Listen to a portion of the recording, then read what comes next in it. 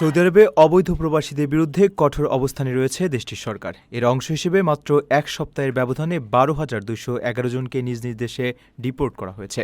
পাশাপাশি ভিসা বাতিল বা ইকামার মেয়াদ শেষ হওয়ার পরও অবস্থান, শ্রম ও সীমান্ত নিরাপত্তা আইনের লঙ্ঘনের দায়ে দেশজুড়ে অভিযান চালিয়ে আরও ১৫,৮৩৬ জনকে গ্রেপ্তার করেছে কর্তৃপক্ষ।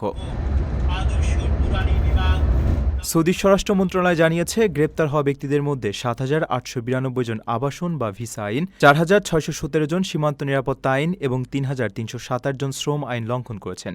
এছাড়া অবৈধভাবে সীমান্ত পেরিয়ে সৌদি আরবে প্রবেশের চেষ্টাকালে আরও ১,৬৩১ জনকে গ্রেপ্তার করা হয়।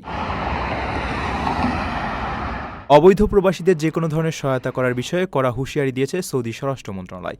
কর্তৃপক্ষ জানিয়েছে, অবৈধ অনুপ্রবেশকারীদের পরিবহন, আশ্রয় বা কাজ দিলে সর্বোচ্চ ১৫ বছর কারাদণ্ড এবং ১০ লাখ সৌদি রিয়াল পর্যন্ত জরিমানা হতে পারে। পাশাপাশি অপরাধে ব্যবহৃত যানবাহন ও সম্পত্তি বাজেয়াপ্ত করার বিধানও রাখা হয়েছে। নিজের একটি স্বপ্নের ফ্ল্যাট এখন আর স্বপ্ন নয়।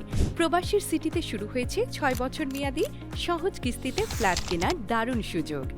এক ঠিকানায় আধুনিক জীবনযাপনের সব সুবিধা, নিরাপদ, পরিকল্পিত ও বিদেশের মতো স্মার্ট পরিবেশ। আজই বুকিং করুন আপনার পছন্দের ফ্ল্যাট আর গড়ে তুলুন নিজের স্থায়ী ঠিকানা। বিস্তারিত জানতে কল করুন স্ক্রিনে দেয়া নাম্বারে।